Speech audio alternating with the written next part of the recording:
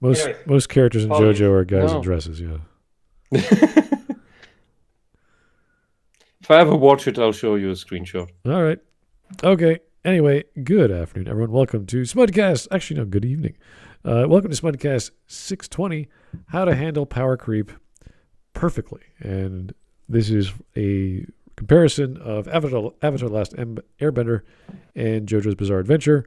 I don't know which JoJo he's going to be referring to, and I don't know exactly which Avatar he's going to be referring to, but I'm assuming it's the original animation, maybe the first few parts of JoJo, not Golden Wind or the ones that come later. From the thumbnail, it's Airbender.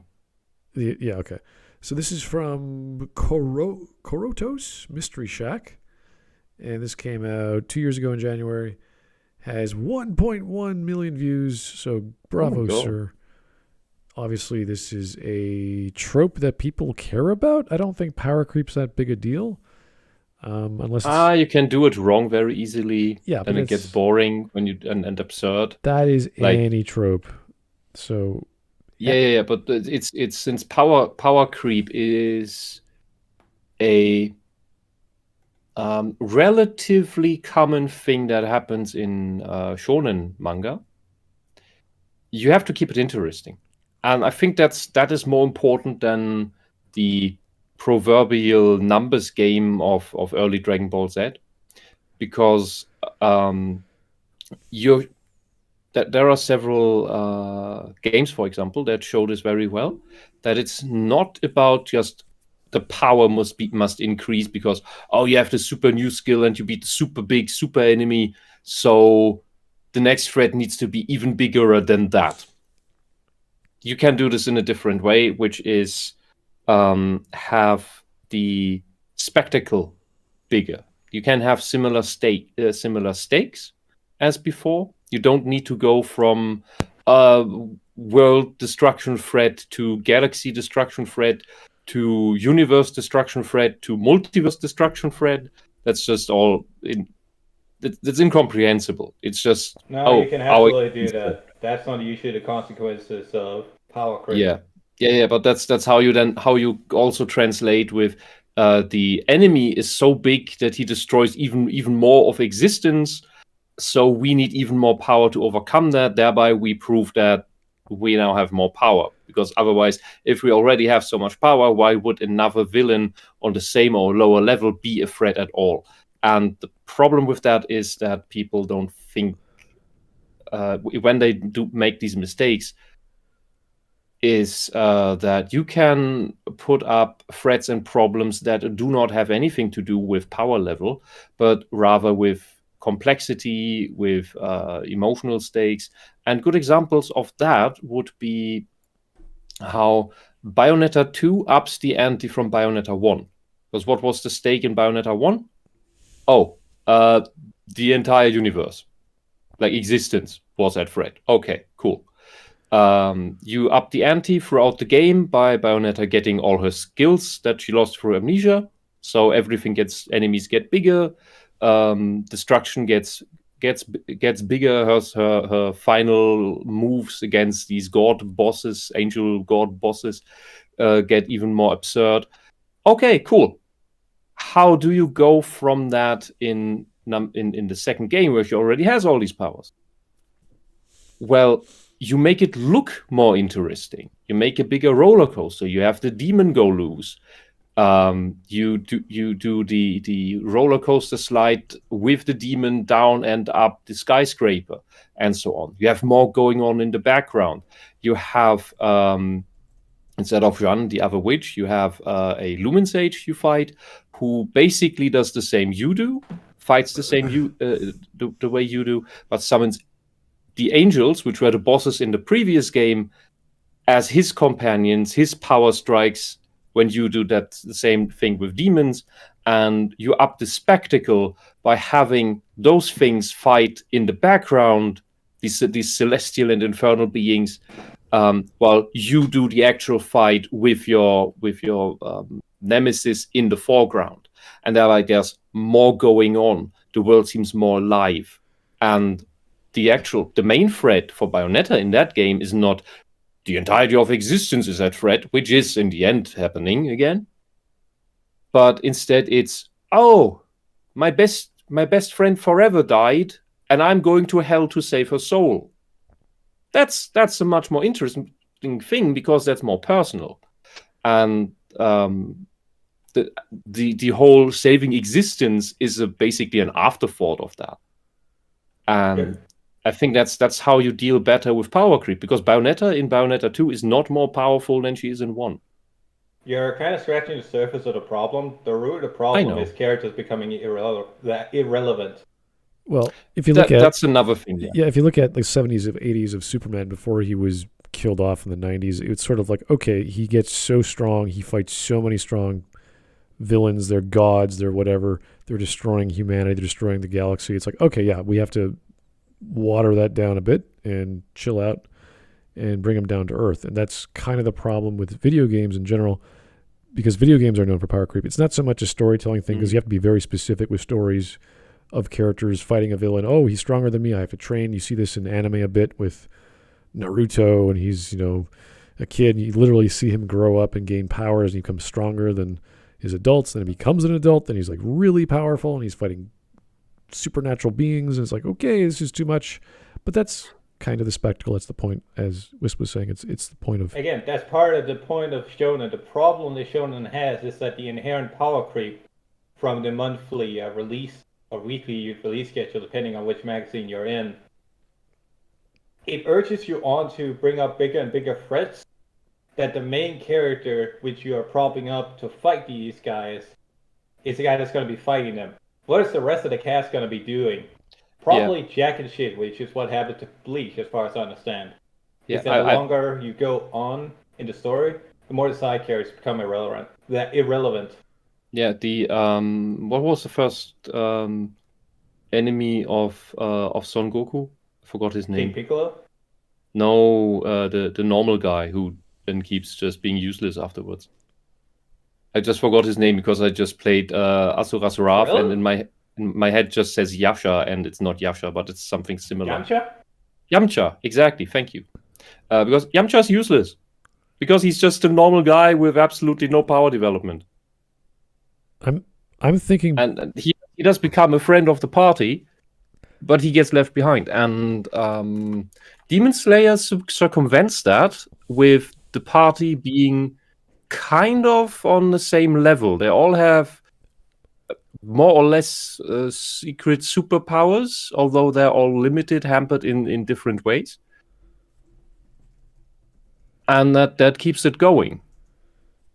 Well, that the party is balanced. That in Dragon Ball it isn't. I'm going back to my League of Legends gaming days, where every time they release a new tune with a new mechanic, they had to rebalance pretty much the whole game, because this tune is always overpowered when it's first released. People complain.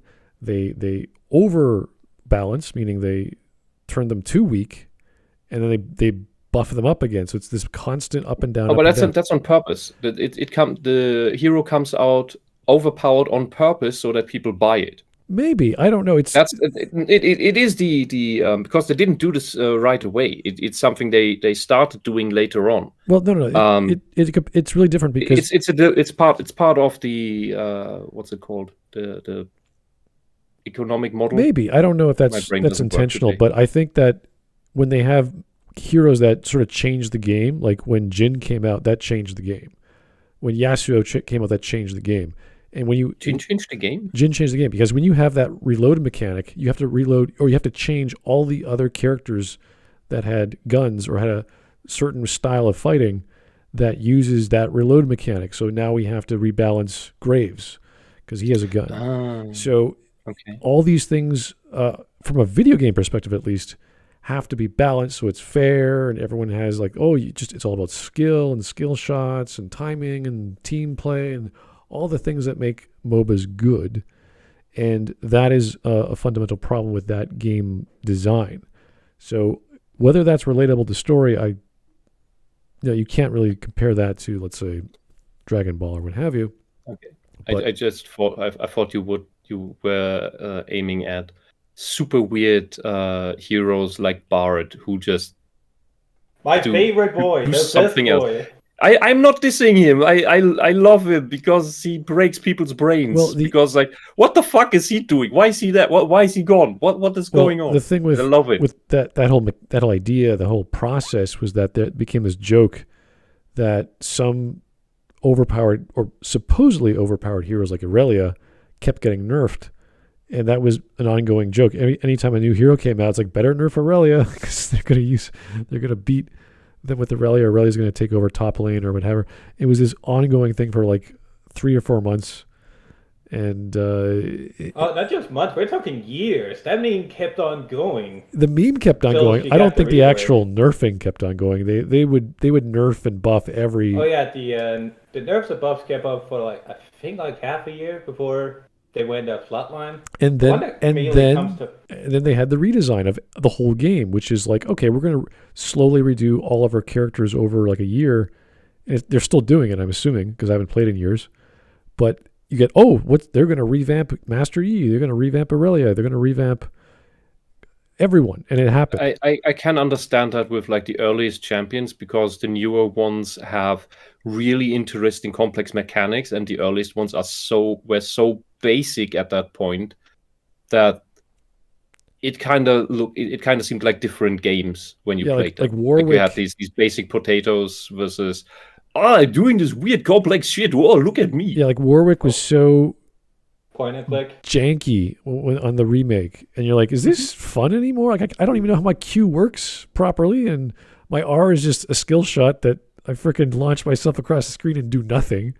Like there's all this stuff it's designed for. That happened after I dropped out. Yeah, no, it's.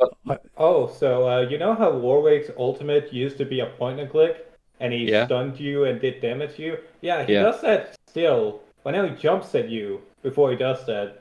Which does the same thing and has the same weaknesses. Does that mean you can run away from it? Yeah. Yes. You can just sidestep him now. Yeah. Yes. It's he Superman's across the screen, and all you do is go out of the way, and he just rams into the wall. It's stupid. Very cartoonish. But the one that comes to mind is Seraphine, if you guys know of her. Yes. No, that I've never heard that one. You remember Sona? Yes. Yes, they wanted I love her. You just roll your head across the keyboard and win. It's awesome. Yes, she's one of the best girls. But yeah, they wanted to make Sona, but they wanted to update her kid. But then they decided, you know what? Yeah, if we did this, she wouldn't be Sona anymore. So they made Seraphine. She's Sona, but she has a better kid. Essentially. And she still does less damage. Is she pretty enough to print out a poster of her in your bathroom? Yeah.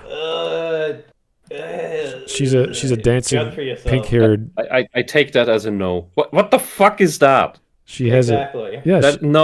She's an idol. She's a dancing idol. That's some horrible flat-chested magical girl. Go away. Anyway, that's the world of League of Legends. I'll stick with Sona. Let's get on with the video. Let's get going here. GAW004, thank you, sir. Just give them amnesia. Perfect solution. Well, that does happen in Jojo, so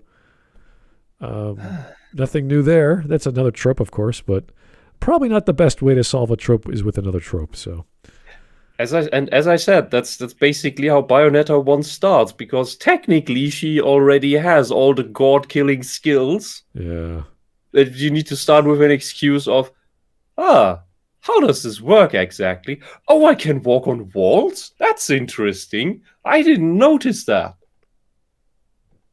But it's well done, because she's basically taught. But, well, side story. All right, let's go. Power creep is one of the debated issues when it comes to long-running series. Having something to reach for is vital for an interesting story. In this two-part mini-series, we'll be taking a look at a couple of shows that both do it right and wrong. Note that this is just my opinion, so you're completely free to agree or disagree with what I'm saying. In the first video, we'll be examining... Can we make arguments too? That's always a great start. This is just my opinion, bro. Like, can your arguments stand on their own? And I think that's what people need to learn to shift to.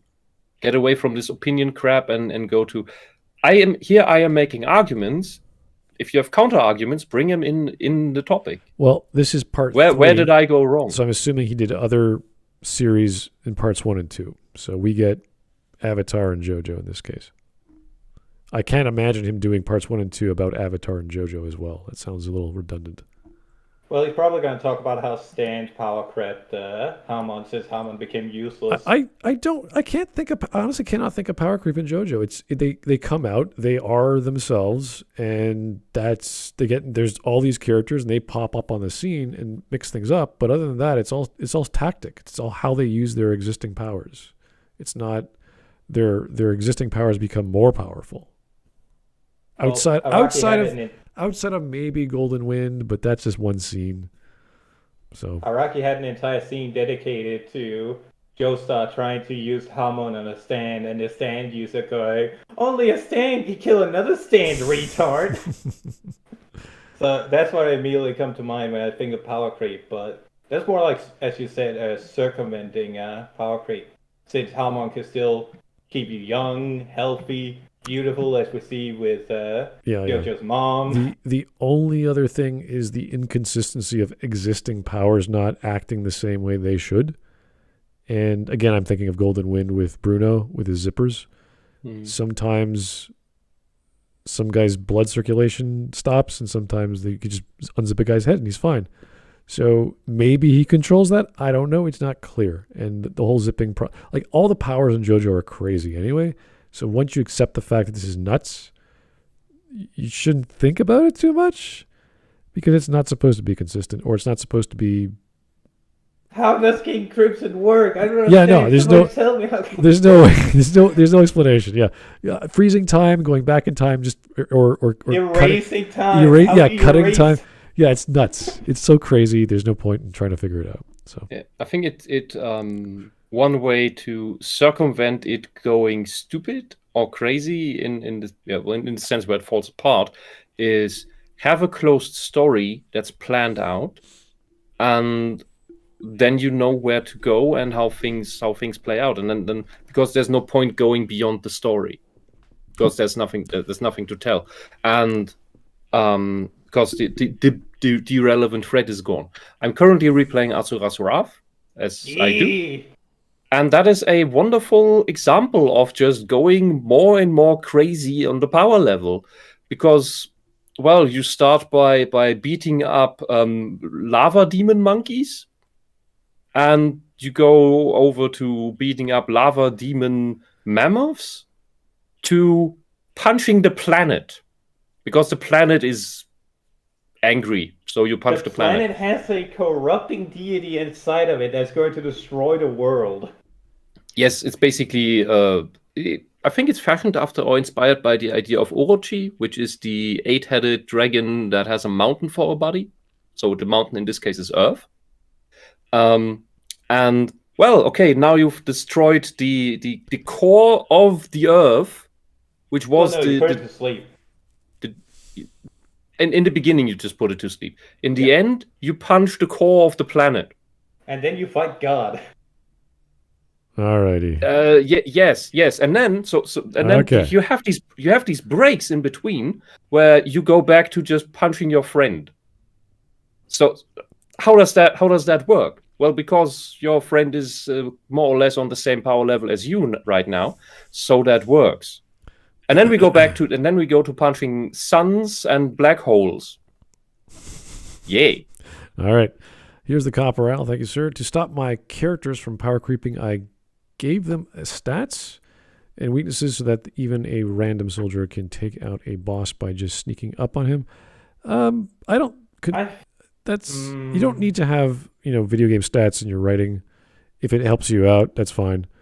But unless you're writing an actual video game story, I guess. But I wouldn't recommend that. Just understand what your characters are doing, where they're going, and make sure the challenge is a conflict that is something you have planned out. Not I need a bigger gun. Now I need a bigger axe. Now I need a bigger whatever.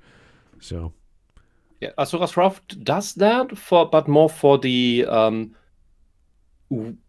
Japanese movie trope reason rather, because it's as well while it is over the top, it stays grounded. But it does this because it's kind of a cultural thing. But it only shows these corruption level 34 corruption level 14,000 and stuff like that for the enemies. It doesn't show any of these things for the good guys, or rather the humans, the demigods, because it's just supposed to give you a scale of, oh, they're so powerful, they're just one-hitting these things. And the final boss, the core of the planet, is just corruption level immeasurable. So it's just, that's one of the best measurements, immeasurable. yeah, but that's all you need to know. It's like this, the threat that we can't conceive. How are we can't kill it. We can't possibly kill it. Oh, it got more powerful. Well, how did it get more powerful? I thought it was immeasurable. Well, it's relatively more powerful than before, because now it has 7 heads instead of 1. Okay. All right, let's get to his arguments. Will be a series that, in my opinion, manage the escalation of odds and power perfectly. All right, 3 seconds ago, you already said this is my opinion. You don't need to repeat this. That's fine. Mauler We know what he's saying. It's fine. I don't think it's fine. Like, it really should, especially for a 1.1 million view YouTube video. You'd think his script would be tighter. If he's not confident in his opinion, that's fine. I don't care. Let's just see what he has to say. All right. Those two being JoJo's Bizarre Adventure, specifically Part 3, and Avatar: The Last Airbender. I will be spoiling some details of both shows and a tiny bit of Legend of Korra as well, so do keep that in mind. The reason I chose these 2 shows is because they both have completely different forms of progression, with Avatar being finite, but JoJo featuring a nearly infinite path of power progression. Really? But we will talk about that more specifically for each series. So, without further ado, let's begin with Avatar. As mentioned before, the way I see Avatar's power progression is by it being finite. What I mean by that is that we essentially know the power ceiling of bending already. No matter what, a more powerful bender would still use the same 4 elements that we know, with the only exceptions being lightning, metal, and bloodbending, but we'll touch on those separately as well. Those are just extensions of already existing powers. You could say they're creative adaptations, just like the, as much as I don't like to reference Korra, the using airbending to trap your head in a prison of air so you can't breathe any, so you suffocate. Same idea. Or by moving gases around. And the bloodbending thing came as a direct response to, well, why don't you just bend the water inside their bodies and create clots that kill them? Could you turn water into ice with waterbending? Yes. Okay, just do that. shatter all of the organs in your body. Yeah. Look. You don't even need bloodbending for that. You just need to turn all the water into ice crystals and instant death. Just like airbending, take out the air from someone and keep it out to make a vacuum in the lung and dead. We see them do that at the water tribe, where they turn the ice wall into water and then lower it down so a boat can pass. Mm-hmm. And you can probably do similar things with earth bending certain elements in the human body to just shoot randomly through it. Yeah, well, it's the same idea with the Force in Star Wars. Why don't they just choke everyone's larynx instantly? Why does Darth Vader have to, like, dramatically, lift him up in the air? There's no reason for that. So, not really talked about. You is important. It's all for spectacle. It makes sense, at least to me. It's not a huge deal, but when you think about it, everything falls apart. That's fine. Not supposed to be serious. At least Star Wars is not supposed to be one of those science fiction stories that make perfect sense in a hard science drama. So that's fine. It doesn't bother me. It needs to be serviceable. That's all. Yeah, it's fantasy with a tech overlay, and that's fine. I'm fine with that. There is clearly a massive power jump between the first episodes and the last. Just look at these side-by-side comparisons of Aang's avatar state. It is obvious that Aang could not defeat the Fire Lord at the beginning of the series, so some sort of progression must obviously occur. For Avatar, this of course happens throughout the whole series. Right at the beginning, we are given a single clear goal. Aang must learn all of the elements, so they go on a journey where they are constantly improving their bending. Also, whenever Aang has to master a new element, there is a clear mini-training arc, which demonstrates how Aang must think differently to learn this new power. These training arcs are crucial to make power jumps feel realistic. Aang never just gets the abilities right away. He's forced to work for them, and then constantly practice throughout the show. Even in Book 3, there are times where Katara has waterbending lessons with Aang, the element that he first learned way back in Book 1. Aang's power increase is essentially linear, with a few spikes whenever he learns a new element. Linear is a really weird way to describe progression. Well, Aang's you progression. Yeah. Rather say Yeah. consistent. Yeah, consistent increase would be a better word. Just linear makes it seem like linear progression. Just seems like a really weird word. Like when he first said it, I thought he meant, oh yeah, you can only get to, like it's finite. You can only get to it at this point. This implies Does linear imply a certain order of things? well, yes, but this does imply that whatever he does, it's like first I learned the skill, so there's the actual montage, there's the test. Oh, I can do it now, and then the filler in between the next lesson is him hopefully getting better and better as he uses it practically, which is any simple journey story where you get a tool or a vehicle or whatever, and you're using that tool. So this is a fair assessment, but I would have to watch every single arc and go, okay, he doesn't really do much with the water bending once he gets it because he already had it. And it's not as he likes airbending the most, so he's going to use that most of the time. It happens a lot. So I wouldn't say linear is the best example, but for what he's trying to say, it's like he's giving meaning to the power creep. He's like, oh, it makes sense. He has to train and get to a certain plateau, and then he has to do a test. It's like, yep, fair enough. Makes sense. So that's one way of doing it. I think his explanation for Jojo is going to be bad, but I want to see why. I'm strapped in for this. Let's see. Yeah.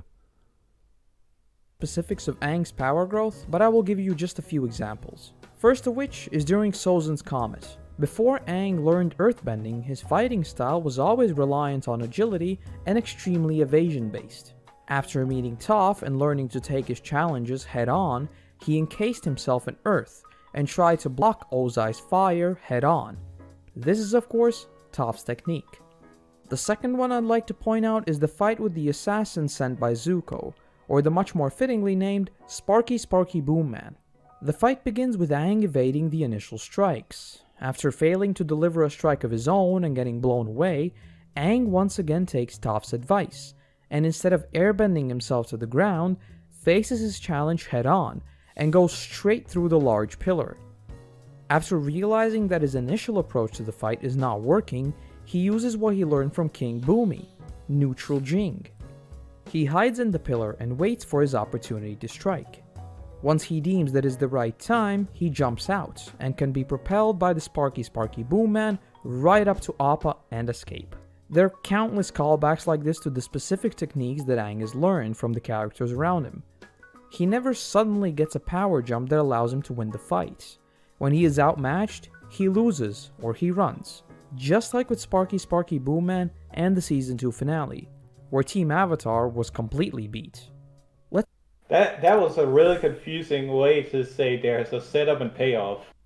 I would just describe Aang as, or the writing of Airbender, as the way that the wrongly named power level increases is by mastery on the level of creative use of your powers. It's more techniques used together, techniques used in different ways. That is the actual mastery. That is how you get better. That is how you get more powerful than the enemy, because you have a bigger repertoire of things you can do and surprise your enemy with. It's not about strength. I think that's the point here. And that's how some other games are also doing it. All right, here's a three-parter from Kyogris Hideout. Thank you for the donations here. Funny thing about the Yamcha getting power creeped as badly as he did is that there is an official What If manga where a DB fan gets isekai'd to the DB world. So Yamcha, right after the Pilaf Castle part ended, and since he knows what happens to Yamcha after, the point, thanks to years of hindsight, he, as Yamcha, goes through so much intense training, including going to Namek before Vegeta arrives and having Guru unlock his potential so he can survive the Vegeta fight the whole way through, even assisting Goku after he arrives. So, long story short, Yamcha's could have been at least decent throughout early to mid DBZ if he didn't lack on his training. Okay, yeah, but that's every side character is like, oh, we could have done this. Why aren't they in this story? They could have learned that. You could say that to any secondary or tertiary character, really. So, are they relevant? His argument also doesn't hold up for Tien. Tien always trains. Always. He's always fucking training. He's the one that trains the hardest in the entire series. There's no point where he's not doing something related to training. Yeah, but he's not. And he's always. He's not a He never gets Saiyan. anywhere. Yeah, he's not. Exactly. He's not going up against intergalactic forces. He's just still. Oh no, he is. He just gets his fucking ass beat. Well, yeah, by but the after goons. a certain point, he's not even like, yeah. He's on the Which I sidelines. find sad because I found him a super interesting character. I liked him. He was one of my favorites when I watched the show as a kid, and I felt him missing, and I think they could have gotten like more in the third eye direction, since he has a third eye for some reason. Just giving him more spiritual based powers, with which he could circumvent the pure strength-based bullshit. Yeah, the problem is they reduced him to... Well, one thing is that Yalfa doesn't give a shit about him. Two is that he's reduced to doing the solar flare. That's it. That's his mechanic. That's his gimmick. He shows up to a fight against somebody he clearly doesn't have a fucking chance against. In living hell. Uses solar flare and loses. It runs away pretty much. Exactly. Yeah. Switch from Aang to Zuko, who also has an extremely important power progression. One of the very first scenes we get with Zuko is of him training with Uncle Iroh. So just like Aang, he constantly has background power progression as well. What's different for Zuko is that he doesn't only become more powerful with his element, he also becomes much more powerful as a bender himself. At the beginning of the series, he fueled his bending with anger, which quite literally blew up in his face when he tried to master lightning redirection. Due to not fully understanding the power he wields, he would always lose to Azula, whose bending was much more calculated and precise. After finally realizing what his Uncle Iroh had been teaching him and training with the dragons, Zuko understood the true source of firebending. With these teachings, in his final Agni Kai, It's very odd to go for Zuko and argue about his power level when the point of him losing the whole point of the learning about the dragons is because he can't use firebending anymore, because he channels his anger rather than channeling through the movements. Yeah, I think this is just hits home more to the point that it's not about that the entire thing in Avatar: The Last Airbender is not about power. It's about versatility and skill. It's just skill. It's technique over power, and which it is in most martial arts. And Aang is not necessarily, aside from the Avatar state, Aang is not necessarily more powerful than anyone just because he can use more than one element. It's that he has a wider range of things he can do and combine those. This has nothing to do with power. I think this word is just a distracting reduction of what is actually going on. Yeah, he's explaining, like, I'm glad that there's a progression, there's a journey of all these characters, and they're learning new techniques, and they're learning why. It seems to be like he doesn't understand the plot, like, of Zuko. He's like, he wants to learn to get better, and he needs to figure out why. What is he really going for? What does he need to overcome? What does he need to let go of? That is the progression of the story and the character. So once you have that, you can tie that into him having a revelation, having it be some mystical technique he was looking for. And that's just, oh, now I have a skill. This is the same thing in Jojo. They already come out of the package. They're ready to go. And they realize, oh, this thing doesn't work. What do? I have to regroup. I have to think about this. Then I have to apply it in a different way at a different time. Because all they're doing is punching each other at the most part. Yeah, every stand has got a certain power that does something unique. But maybe they might use it in a different way in a creative sense. That's about it. But when they get the upper hand, they're gonna do the punchy or stabby. They're gonna do the punching, and they're gonna try and kill the guy with the standard attack that they had at the same time. So unless they're rewinding or cutting out time or freezing time, it's like, okay, it's the same thing. A great example of this is what's Emerald Herald, I think, is the green guy. So one of the stands is like this weird, I want to call it a snake-like thing, like a ghost that can possess people, and it's largely irrelevant for most of the show. Like, it's not that important. And then there's one episode where this thing is actually super useful and wins the fight because the user used it in a really creative way, where everyone else are just shit out of luck. And that kind of stuff is really, really cool.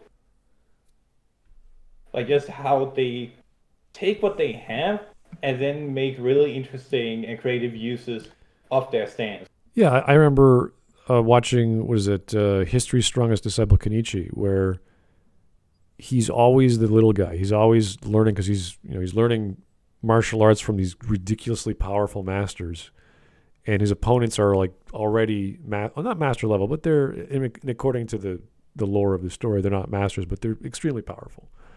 So he has to come up with something he just learned that weekend, and all he does is train that one thing.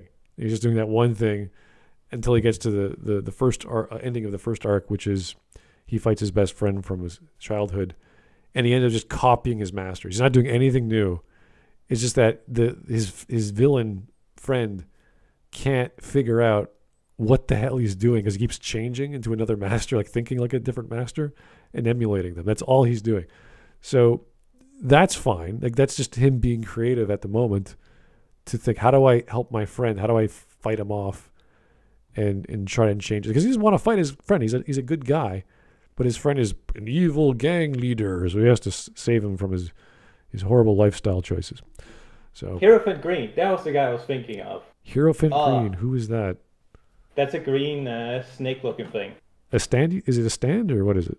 It's a stand, yes. Okay, yeah, probably. I don't remember the names. They're so goofy. Especially the Golden Wind, they're all Italian names. It's like, what the hell? This is so A lot of Italian names or a song reference like Spice Girls? Well, yeah, that's throughout most of JoJo, but part 5 is everyone's Italian for some weird reason. Anyway. Yeah, very weird way of explaining these arcs and their journeys and how they channel power channel their ability to just go, oh, they get stronger. Yeah. Zuko was Azula by simply knowing that Katara was there to support him. The only reason Azula was able to hit Zuko was because she exploited the fact that Zuko would protect her at all costs. If you look at his bending form, it is also extremely disciplined. It is not rigid and fueled by his anger. He precisely deflects Azula's devastating strike and then retaliates with a calculated strike of his own, almost as if letting go of a held breath. Remind you of anything? Power in firebending comes from the breath, not the muscles. All in all, Zuko's power doesn't simply grow because he gets more powerful. It also comes from him changing the way he approaches the problem. If he was to blindly attack, even with his new, more powerful bending, he still would have lost, as Azula's technique would have outmatched his. But as we see their roles reversed, with Azula slowly losing her mind and becoming more and more reckless, Zuko is able to take her on. Now, onto the special bending powers we see in the series.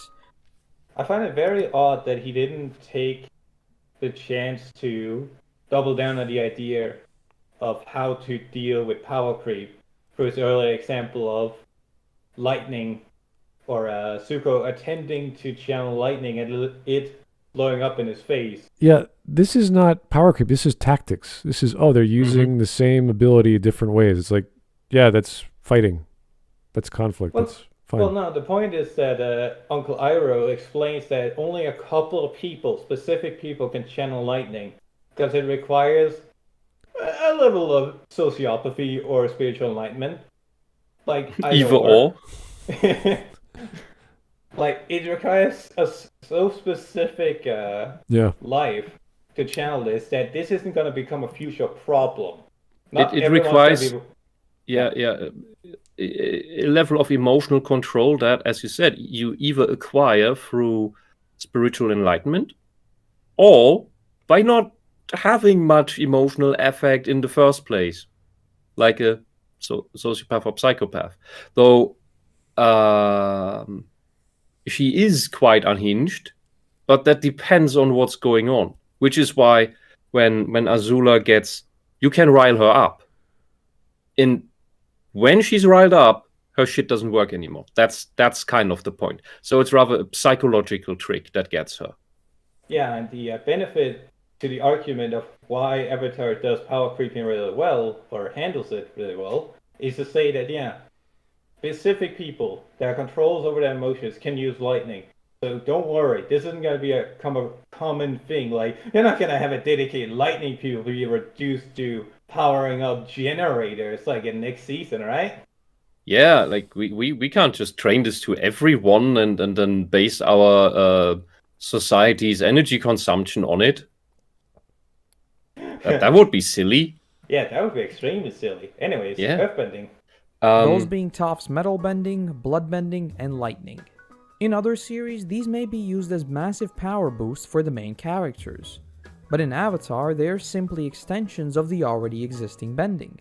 You may argue that Azula hitting Aang with lightning is one of those moments, but I would have to disagree with you, as I believe it just showed us how cold-blooded Azula was and how dangerous this special technique is. If Aang were to use it later, then I would agree, but he does the complete opposite. Well, that is power creep. Yeah. His villain is the only ones that can use it. But the thing is, this is what I mean. He seems to be contradicting himself. But so it's bad, he's saying. He's saying that it would be bad if Aang could use it. But it's fine long as it's the enemy using the ability that's better than firebending. If you're not an unstable moron like Azula. Well, the standard. None of these powers are in any way overpowered super beams, and then the other one has the more overpowered super beam. These are just like, you could have lightning bending from the start, and it would just be something people would have to deal with, like not get hit by the lightning, like not get hit by the flames. Like, you get hit by the flames of a firebender once, you're toast. Well, this is the standard mechanics of an antagonist. They're always stronger than the protagonist. They have to learn how to deal with that, and they got to buff up or learn some tactic to get around that problem. It's standard stuff. So, yeah, but it really doesn't in Avatar. It really doesn't matter what kind of color your bouncy ball has that you're throwing at your enemy. Right. It's because it's just standard things that exist in nature, and they explode against each other, and it doesn't matter whether it's water. They're all just extensions of your martial arts. It's all about your creative, tactical, and strategic use, and that has nothing to do with how hard you can punch something. See, the entire point is because you have these elemental extensions that it doesn't matter how hard you can punch something. Because you're punching the things with the elements from a distance, basically. And this is what tells me in general that people making these arguments here or about power creep in like Dragon Ball, for example, None of these people were ever in a fight in their lives. None of these people were ever in martial arts, whether it's some Western thing like just boxing or Eastern martial arts, because there you learn it doesn't matter whether you can punch through 3 bricks or 5 bricks. It matters whether your punch or your kick connects. How you dodge, how you block, how you hit your enemy. Can you hit your enemy? That's what it's about. It's not so. Speed is also an element, of course, but in general, it's about technique, not about brute strength. And that's why I just don't.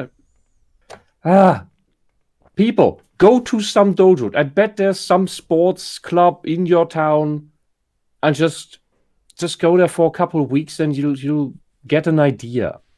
It's not about just strength in not strength in numbers, but stats. Stats are stupid. I'm still, we're 6 minutes in, and I feel like there's been very few arguments, so that might just be me not. Well, if he just reduced this or used some logic to figure out what he's actually saying, he's like, oh, these characters are going on a journey. They have to learn. They have to have some growth. They have to have a revelation and change. And oh, now they learn. Now they can address the conflict properly. Good. That's it. It's an arc. I'll put it like this. Avatar: The Last Airbender is dealing well with power creep because it doesn't have power creep. Well, Tilla Korra, but we don't talk about that one. All right. Well, he hasn't talked about Jojo yet, so we want to get to that. Oh, yeah. that might extend the playtime. When fighting Ozai, he could immediately expecting it back at the Fire Lord, but he does not. This is the case for both Zuko and Uncle Iroh. They never use lightning themselves. They only redirect it. In my opinion, lightning in Avatar is just used to show us that these characters are essentially cold-blooded killers, as the only ones we actually see using it are Azula and the Fire Lord. It's irrelevant, of course. As for metal bending, similarly to lightning, it is not a superpower that suddenly made Toph 10 times more powerful. I think it more so shows her personal growth as a bender. In order to come up with the idea of metal bending in the first place, she had to change the way she approached problems, just like Aang and just like Zuko. Once captured, the only thing she did... She was predisposed to discovering it because of her blindness. She is already just interacting with the world in a completely different way, and for her in a more detailed way. So she likely has always slowly developed to notice there are differences in the earth that I can play around with. That is just something that at some point clicks. Yeah, no kidding. The earth has metals in it. It's like, yeah, you're right. It's a very strange argument to say that this is not her getting more powerful, and it's just her learning that she has more things she can do with the earth. Like, that implies that there was at no point where she just looked at a rock and thought, yeah, I know there's that of rock, but there's also something inside the rock. Yeah, I wonder if I can use that. Imagine if the water benders, hey, this water is heavier than this other water. Oh, there's metals in it. I'm going to become a metal bender now. It's like, okay. I mean, that technically does make sense, but the amount of metals in water is so small. I don't know if it's not going to make a difference to what you can do with them, but it is the same elemental concept. Oh, I have some stupid shonen idea for that. Shonen manga idea for that. It's that you gobble up the water okay. and you make it, because you can't directly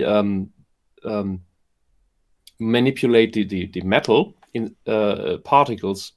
So instead, you move the metal particles passively with the water to move it into an edge-like shape at the end of your water, which you can turn into an edge anyway. But now you have a metal edge as well. You turned it into a sword-like object. Yes! Yes! By passively moving the metal. The sharp, watery sword, yeah. Okay. You would make an excellent original Dragon Ball rider. An enemy that can make water. It has a sword-like object at the end. Is that a compliment? That's a compliment. It would be a Okay. goofy villain arc. Thank you. Anyway, I got a compliment that would I beat do them not up know and what so to on. do with. But once she finally calmed down and embraced some of that neutral Jing, she realized that metal was just another form of Earth.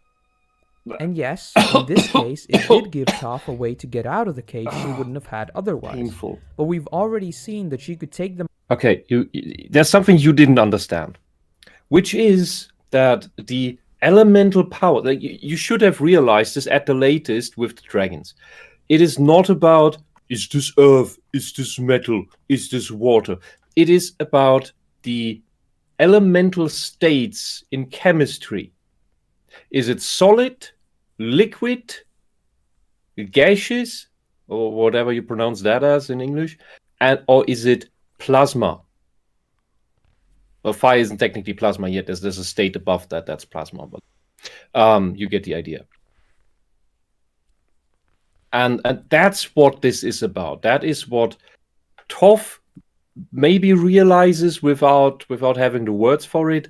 It is what Aang and Zuko realize at the end.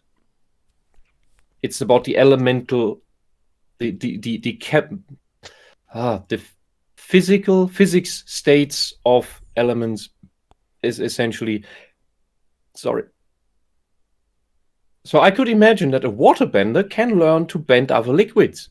well, if you're gonna go, Oh wait, that's happening. if you go that in- far, you're gonna talk about the electromagnetic spectrum, because if you're having metals, some of them can be ferric, or they could be positively or negatively charged. So then you're talking about electricity, and it's like, okay, then now I am a lightning bender. It's like, oh, okay.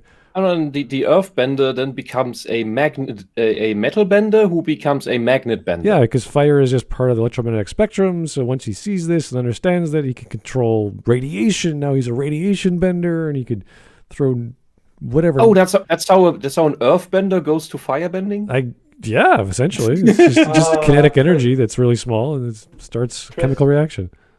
All Broken. We broke it. Dr. Christmas says they made Toph the town bicycle. Let's not talk about how Yeah, Korra that dealt makes with the characters.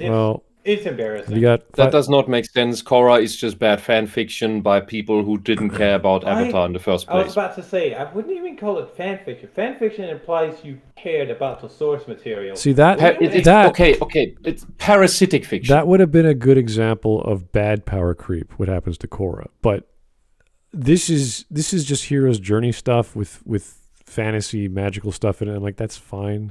Is it good? It does the job. I'm not Korra's saying, hero journey sucks. no.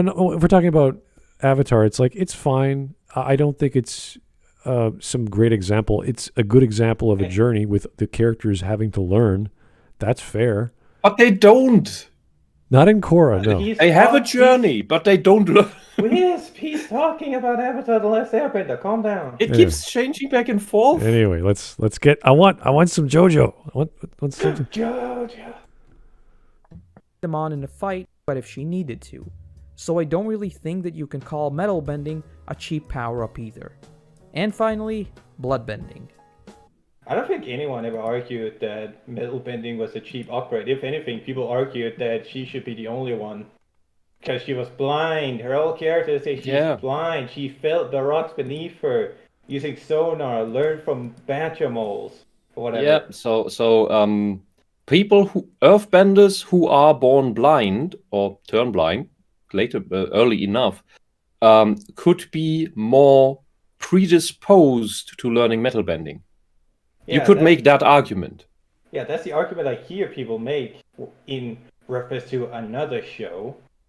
But I don't hear anyone saying that metal bending is a cheap upgrade or cheap boost. If anything, I think it was one of the strangest additions to the cast because she, as far as I remember, she doesn't make use of it. Like, she never... Maybe I'm just not remembering the later episodes, but I don't remember her making heavy use of metal bending. Like, she doesn't bend tank, like, she doesn't make mechas or whatever. She becomes a watermelon lord or whatever. That's like the one I remember. All right. Just like with metal it was exclusively designed to show us Katara's character growth, to the point that we actually only see it used in a couple of episodes. That is irrelevant to the point of whether it's powerful and breaks previously existing power balances. And creates a new standard. Yeah, because if you can have your character growth and character depth exploration while also throwing in a balance breaking power. Like, imagine if Disney Star Wars was written well. I know it's difficult, but if all these random new force powers that Rey Palpatine got, they're thrown in and they break the entire balance of that universe retroactively. If she had character growth with those at the same time, well, that wouldn't change the fact that they're breaking the power balance of the universe. So this is I don't know why he's making this argument. The character growth has nothing to do with the power thing. With one of them being the time that we learn of it in the first place. The only real use outside of this episode is when Katara goes to confront her mother's murderer. In one of the best episodes of the show. In this episode, she is completely fueled by revenge, and bloodbending shows us that. She is no longer the motherly character that we've seen throughout the show. This journey has hardened her just as much as the rest of our characters. No, how can you praise a show whilst making it worse? The motherly character never leaves her, even till the very last episode. She's still the motherly character of the team. The point of the episode isn't to kill off that character trait. It's to establish that she has grown beyond her sadness for her mother. The person that killed her is a sad, pathetic loser with an abusive wife. Also, you can fully like purely non-sociopathic, non-narcissistic, completely compassionate, caring, sweet mothers. I hope you've never had to see it, but can you imagine what happens if you threaten a child of a mother like that? Something switches. It's like a wolf that protects her cubs. This is another person then, and there's something, because it's about family. Katara has a similar moment with that. Exactly. That's all it is. It doesn't do anything about her motherly side, her nice, compassionate side. Like, after this episode, she doesn't become Venom Snake or whatever. Mm-hmm. Like, she doesn't become the Deus Ex. She doesn't become Azula. Yeah, exactly. It's very odd to claim that she does. Yeah, but this. Or if he's not claiming that, if he's not making that argument, then he's just really, really bad at wording. Yeah, but what does this have anything to do with power creep, aside from the fact that she discovers bloodbending because she's acting out of revenge, and that's some sort of magical connection to bloodbending for some reason? I don't think it does. The argument is that the bloodbending is just a narrative tool. It's not a power-up. But it's both. And as it doesn't, like, things can be several things. No, they can only be one thing. Come on, Whisp. Okay, you just so intersectionality doesn't exist? Anyway, you got 4 minutes. Still no JoJo. I'm getting a little. Before we go onwards till watch him just do 2 minutes of JoJo, and then the rest is just ads and. Yeah, JoJo is bad. The end. Yeah. What? Mike Testa says a power creep would be bloodbending, working without the full moon. Well, that's an. Yeah, well, it would be more of one. And that's in another show we don't talk about. Anyway. Yeah, that never happens. Come on, Mike. and she is not afraid to face this man that has haunted her all this time. We could of course analyze the meaning of this that's power nice. further, but for the sake of this video, I believe it's a bit of a moot point. When speaking of Avatar as a whole, I want to emphasize once again that this sort of power progression only works in a finite setting. If the series does that were mean? to continue after the finale, Aang This is what happens in the comics. Aang mostly deals with small and local political issues instead of the overarching story we saw in the series. What's that supposed to mean? Okay, this is what I mean. He doesn't understand that you don't need bigger and bigger villains. It's just about stories that happen in the world that are interesting. Yeah, all he's Avatar is never about the power levels in the first place. all he's proven is that when people get stronger or learn something new, there's an arc, there's a progression. It's like, yeah, you do that. That's how you storytell. You have problem. That is how you write. Yeah, you have conflict. You do identify a problem. You learn to overcome problem. You go back and train or learn about it. You practice. Then now I can overcome problem. You try overcoming problem. You do overcome the problem, or you fail, or whatever. Like that's a story. Great, we got it. Or if you go with the noir style of storytelling, you find the problem, or let's go with the classic one. The murder takes place. The handsome main character or hero of the story finds the murderer and takes them out, or the villain escapes and they try to find information to get the villain at the end. Like problem, hang up, get at the problem, win. Yeah, it's always about, is the story interesting? Is the problem interesting? Not is the problem bigger? Well, the problem could be boring and straightforward, like I need to bake a cake and I don't have milk or whatever. So that could be a scenario where you have to go and you have to get to the grocery market, and then it's closed, or you don't have money and you have to go back. Like there's all kinds of... Because there is no supermarket and the grocery store doesn't have milk anymore, I will order a cow.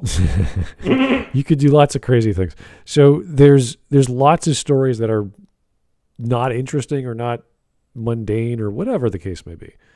And so long as it's explained to the audience that it makes sense, even something as bizarre as I'm going to order a cow. It's like, what? Why would you do that? It's because I can and I'm crazy. It's like, all right, this guy's nuts. And now I have all the milk power because I always have milk. Right. So it's going to be this goofy, over-the-top reaction to a problem just to bake a cake. It's kind of like, okay, is this how this guy operates? So the next chapter is I'm going to go to school, but it's raining, so I'm going to... Perfectly I'm reasonable gonna solution. become the teacher. I'm gonna teach myself from home, and it's like, what? How do you do that? So Well, it's called an autodidact. or you put yourself into a environmental suit so you're completely away from the water and just walk. Dude, guess what? People 200 years ago didn't go to university to learn physics. They observed the world, made notes, figured out patterns, and wrote down laws. And Like got a certain, a certain Mr. Newton, a certain Mr. Tesla, all of those fun stuff. All right. So you can do it too. All right. We got 4 more minutes. I want some Lala. I want some Jojo. But there's one point here, and I want to add, because that's the exact point I was making in the beginning. Bayonetta 2 does not have power creep compared to Bayonetta 1. Bayonetta is not in any way stronger than in the first game. She does not have wacky over-the-top weapons that she needs to seem more powerful. It's just that the actual universe-threatening problem, that's basically a side story. It's irrelevant. The main story is, I want to save my friend who was taken by a demon that got loose, and about family. Making up with her father. That's what Bayonetta 2 is about. It doesn't need this stuff. And that's the thing that Bayonetta 3 didn't understand for some reason. Yeah, so the idea of getting stronger or getting bigger or fighting bigger opponents or bigger conflicts, that's inherently fine, so long as how you do it is explained to the audience in a practical and understandable way, whether it's magic or science or biology, it doesn't matter. Yeah, like look at Batman, for example, animated series. He doesn't get that much more powerful throughout the series. Right, he's Batman. His villains don't get from standard fuck to world destroying dude, except for, of course, Ra's al Ghul. But that's its own thing. But Batman himself isn't more powerful in overcoming him. He doesn't get like on new power levels or anything like that. He's never, he does the same shit he always does. He's never as strong as a lot of the villains. He's never he's probably the most human in terms of physique, but he has to use his wits. Yeah. And sometimes his wits aren't enough. He gets trapped, he has to escape, and all that stuff. All right, let's see what he means by this is you can only do storytelling in a limited sense. Yeah, that's or limited universe. That's the actual, but that's the more interesting stories. That's the actual stories. What is limited? What is limited storytelling is just, we have a stronger villain and now we must get more powerful. That's a limited storytelling. Let's see what he says. Okay. Fully realize. While there may be more threats, he would have already reached the power cap. The same is true for Zuko. He has mastered firebending. There is nowhere more to go for him in terms of raw bending power. And just as a closing thought for the Avatar part of this video, look at the power progression of Legend of Korra, where she had mastered all of the elements very early in the series. Firstly, we got spirit bending, which really didn't make too much sense. But the rest of the show was about her character rather than raw power. Bruh, what character? No. She's a jerk. Thanks. How dare you slide this? Go on. She's a complete narcissist, which is the one thing that made sense considering the way she was raised. And that's not. I wouldn't even blame her parents for that, because it's this stupid idea that the White Lotus, which has existed forever, decided, hey, let's do it completely different this time and just take the Avatar, lock the Avatar away in a secure fortress where the Avatar has absolutely no interaction with the rest of the world, and we just bring the teachers to the Avatar instead of letting the Avatar go on a journey that teaches about life, struggle, the ups and downs, and all of those character building things. We just deprived the Avatar of all of that. And, that's strange. We got a complete narcissist out of that, who is completely unempathetic, is just fucking around through a potential friend circle, and it's just basically ruins the world. It's a surprise she beat any villain instead of joining them. He tries to slide this under the door. It's like, oh yeah, by the way, Korra is just as valid as Avatar: The Last Airbender, except for spirit bending, which didn't make much sense. No, you can't just slide that in here. The whole point of Avatar: The Last Airbender is that Aang is the fastest learner and the weakest Avatar they've ever seen. That's a major point about why he's learning these elements so quickly. Is that he's a weak bitch. Korra, counter to this, is that she learns it when she's a child, and is more powerful than Aang. How come? Because she destroys Satan. Which wasn't a thing, because Avatar was not a giant flying carpet, the power of a giant flying carpet, but the spirit of the planet, basically the positive version of what happens in Azura's Wrath. And as the incarnated soul of the planet, the avatar of the soul of the planet, that exists so that the soul of the planet can learn what it means to live, can learn about humanity.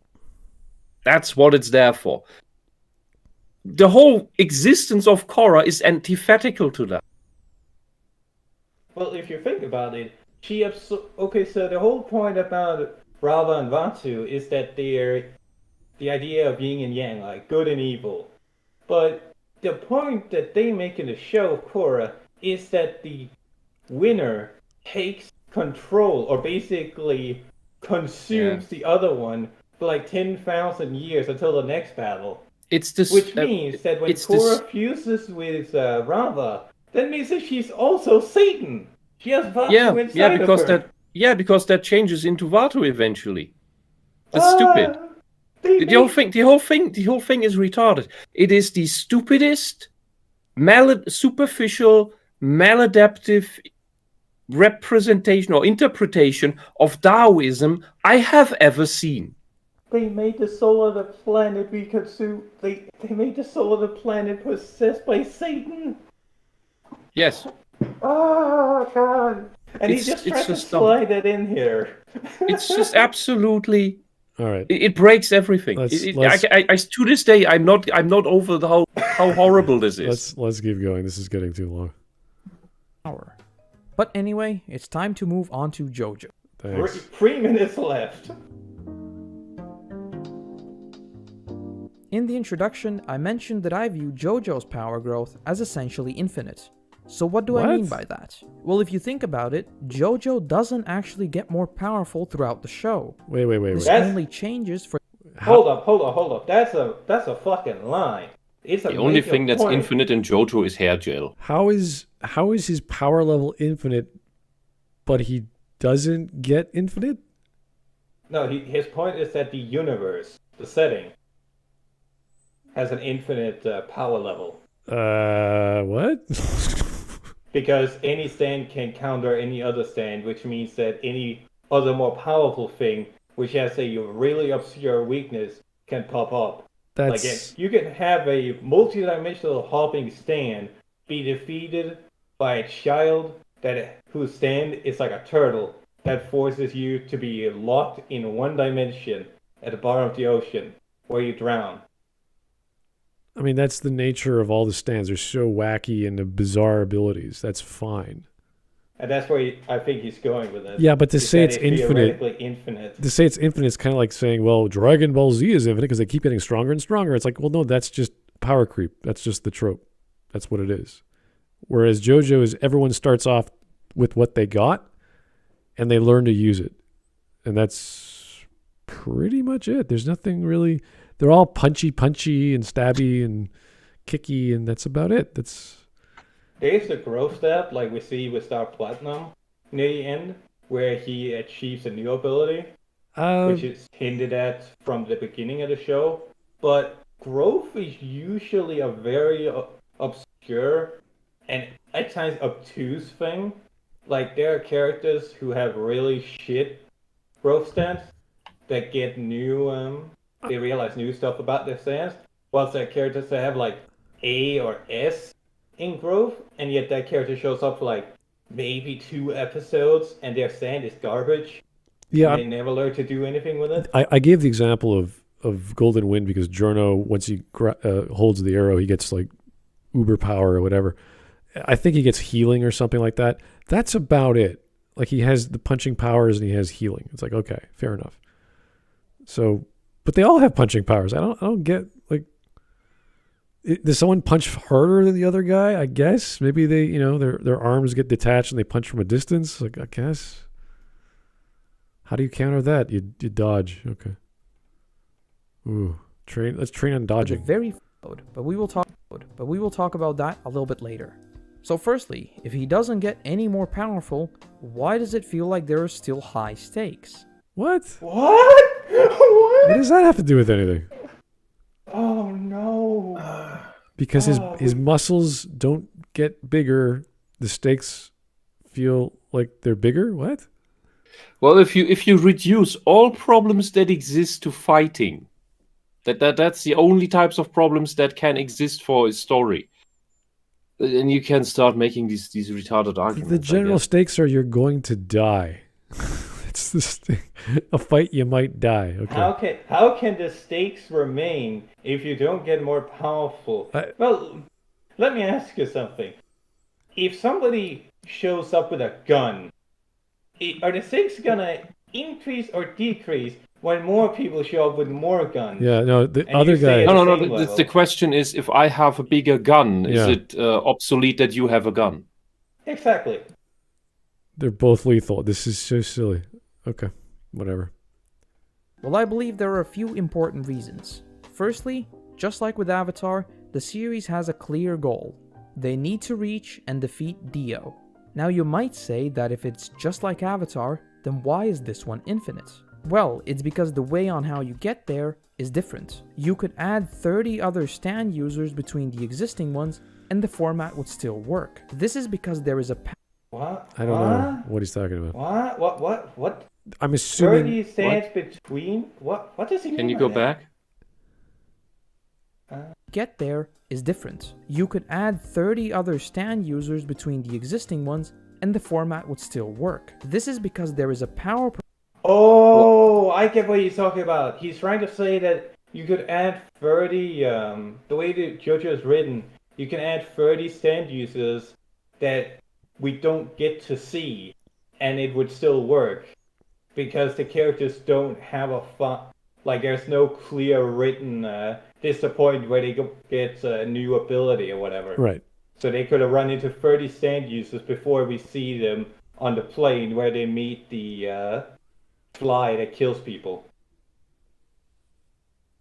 So they it's just again don't about talk about. creative use of stuff and not about But- power punch But numbers. JoJo has always been about style and elaborate ways of fighting, elaborate techniques, stand powers. It's always been that way. Every episode, even in this is Stardust Crusaders, I think, which is the most popular, I think, is like, oh yeah, this is where JoJo or what's his name, Jotaro? Jotaro! Yeah, he's in number 3, I think. Where he, I have to sense before he freezes time, and you're like, how does he do that? He can perceive it, and he has to hold his breath, and he has to stop his heart from beating, so Dio doesn't notice or whatever. It's like, yeah, okay, interesting, weird, bizarre, makes no sense. Sure, let's go with that. While time is frozen, you can And then perceive. Polnareff shows up with a stop sign sharpened. It's like, okay, you can control time as well, Jotaro. I get, like, okay, like this is it's so silly that you don't have to worry about these other elements because it's not about logic. It's about the spectacle.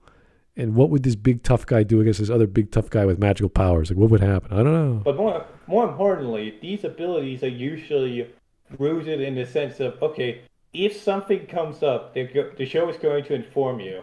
So like when, Right. spoilers, Jotaro learns that he has the ability to stop time.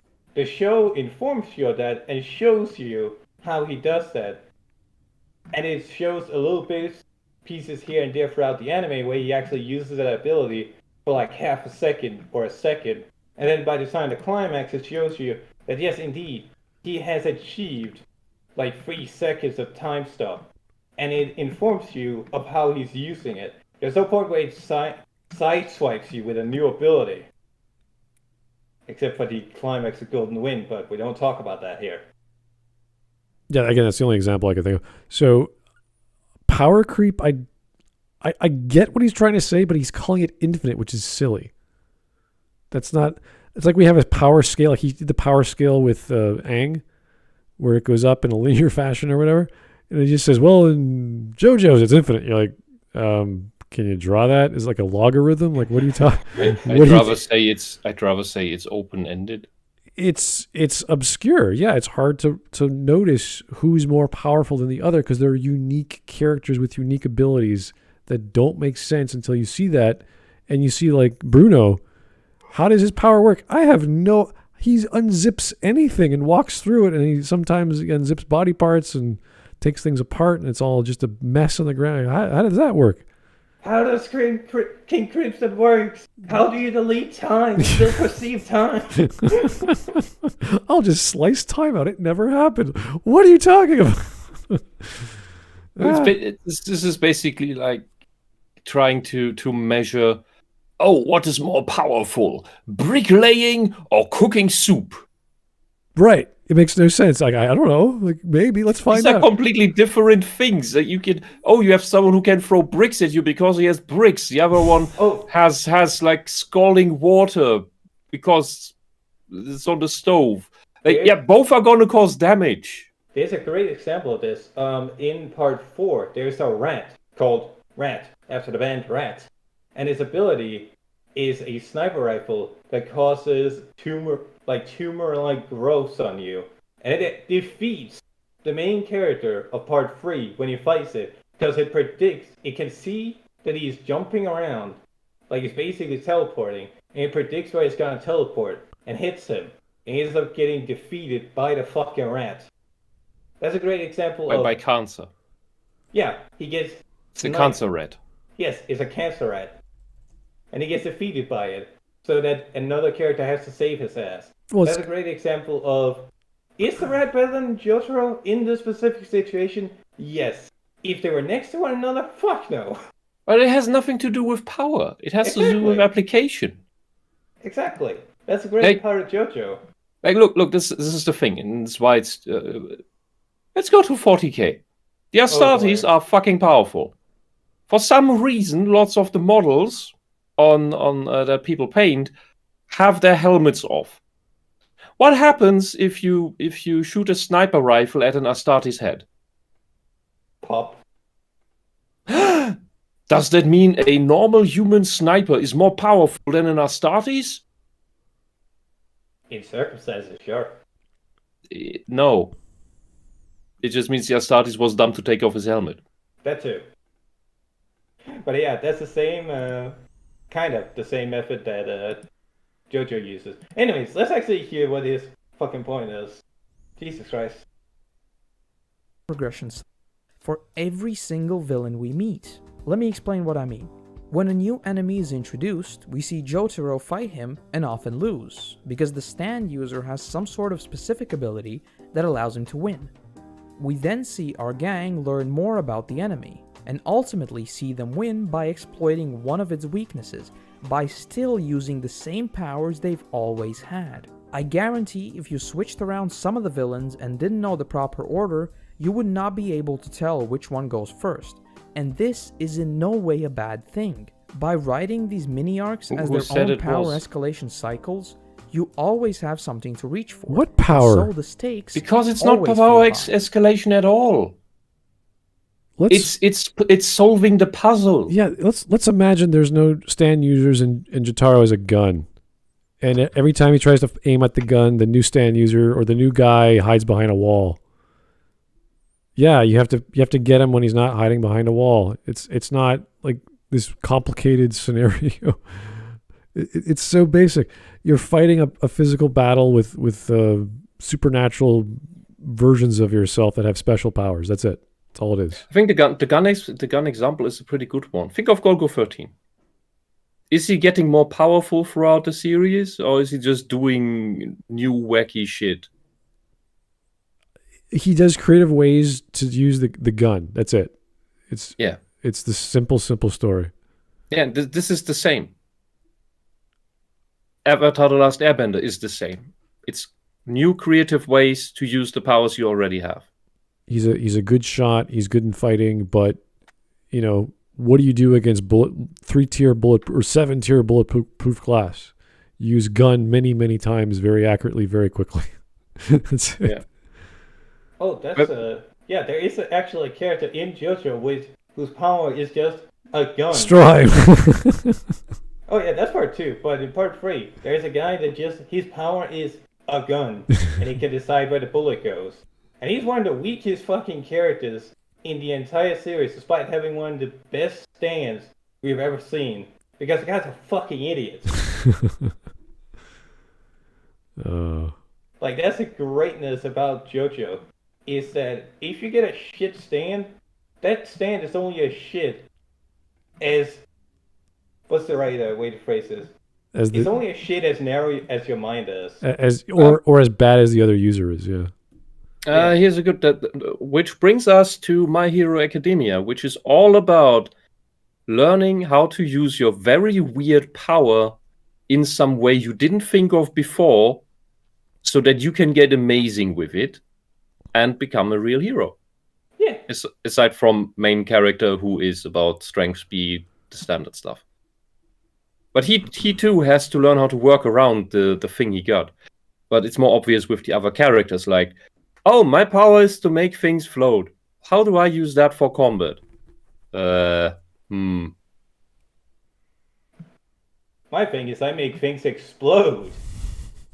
My power is my earlobes are sound jacks, so that I can make sound in, like, what? How do you get to be a hero? What the fuck is that shit? And that's the point. You have a new power, and you learned how to apply it in different new ways. That doesn't mean that you have a higher power level. It just means that you master a technique. Once you hit the ceiling, like no, that's not the right way to put it.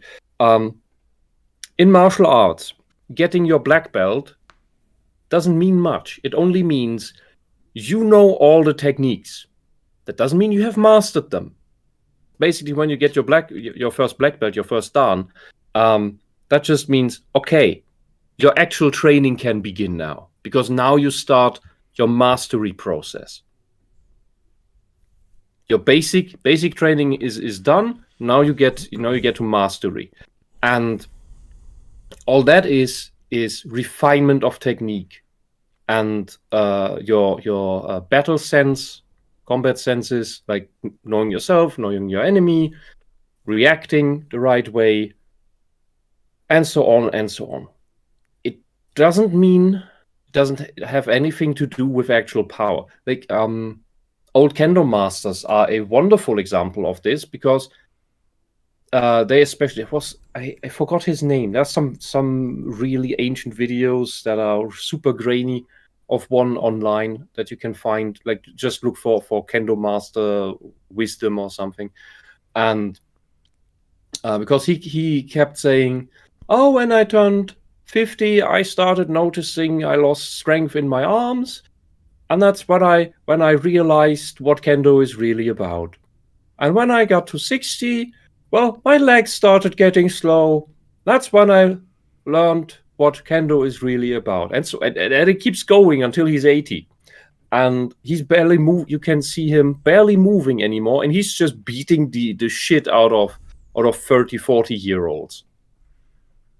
Because he doesn't need strength. He just needs to parry, not be hit, and hit the enemy.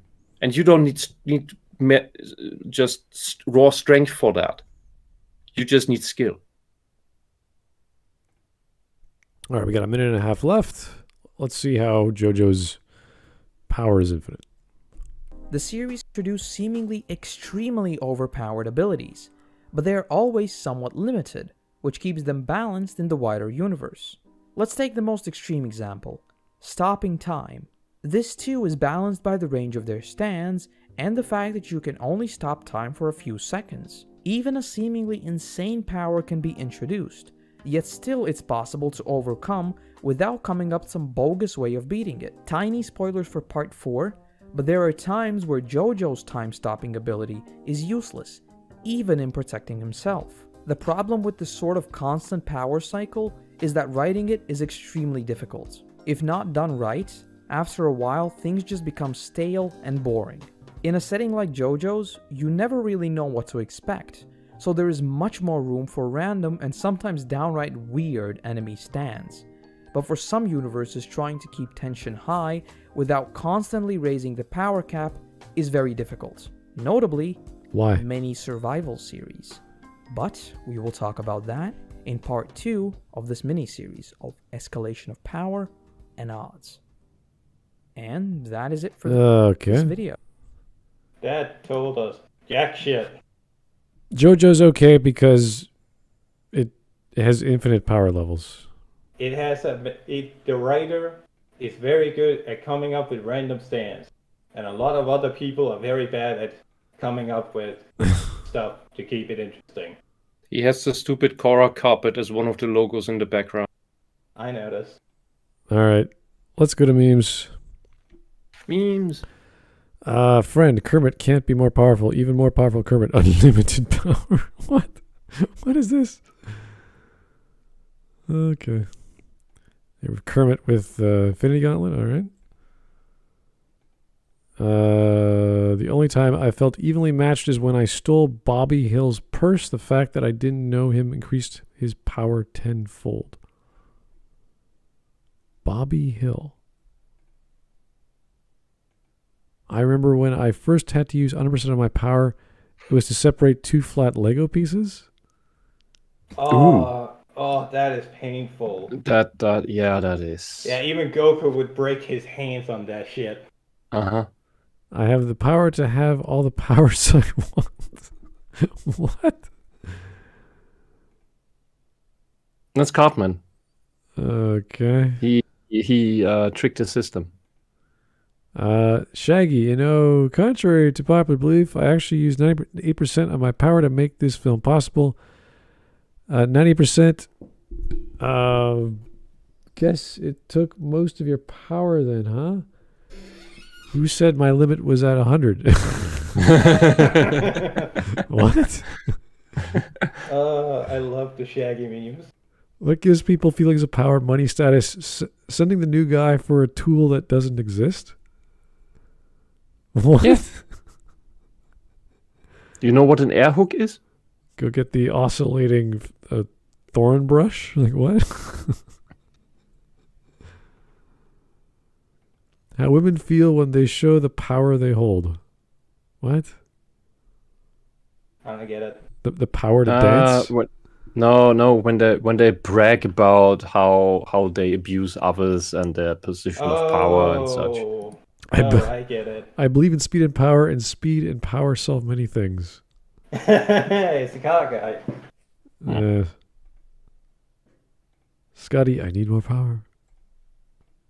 I can't do it, Captain. I don't have the power to. Face it, you are never going to get my power. Okay. My brother, if you look like I need your power, all I need is the way. God. I hope this is an AI creation. First you get the sugar, then you get the power, then you get the women. Nobody snuggles with max power. You strap yourself in and feel the G's. Okay. Yes, the classic over 9 pounds. Just the two of us? Probably can't show that. I'm not playing that. Why is that here? I don't know. Somebody wants to get this video back. Uh-huh. That's my purse. I don't know you. Bam. That's how you deal with that. Alrighty. Alright, one last one coming up from Blue Bolt What? 990. There's more? Probably the last one. Oh, there we go. Oh, joy. What is it? What do we got? Mark the art in less than an hour. Oh, sorry, made the art. Wow, Elon Musk is saving Twitter. Free speech. Meet the new boss. He's the same as the old boss. What? No, I got banned. He's in on it with Eliza Blue? Why, Musk? When will you learn? Say it with me this time. What? That has nothing to do with the stream. I'm not even sure what's going on. It seems like he missed the meme chat and accidentally posted it in Smudcast, right? Same with this guy with artificial intelligence when natural stupidity walks in. This is unrelated to the stream. Yeah. Yeah, this is stream memes, not memes. All right. Memes. All right, that was I wouldn't say it was bad. He didn't get some things wrong. His explanation and reasoning is just weird.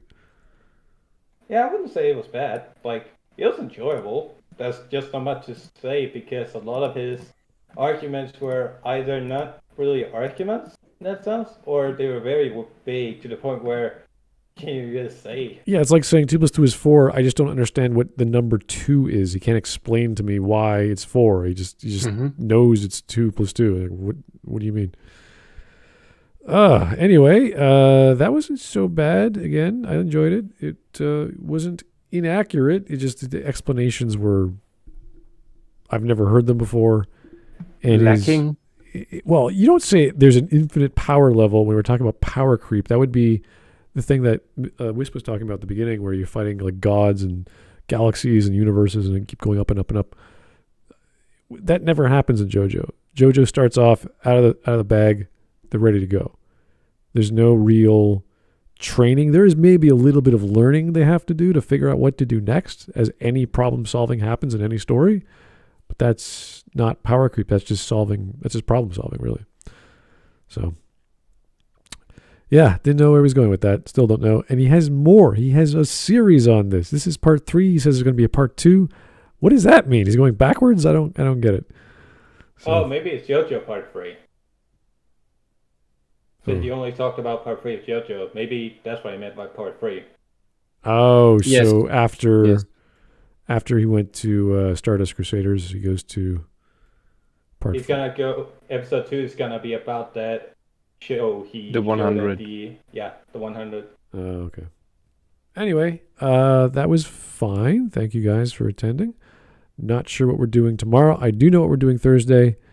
It will be another late show, and it will be about Persona. So, Oh boy. not related to, I hope it's not related to the video I made or the article that was posted a week or two ago. So, something totally different, which is nice because I don't want to repeat myself. So, alrighty. Have a great night, guys. Thanks for coming in. Talk to you soon. Come on. Bye-bye. Good night. Night.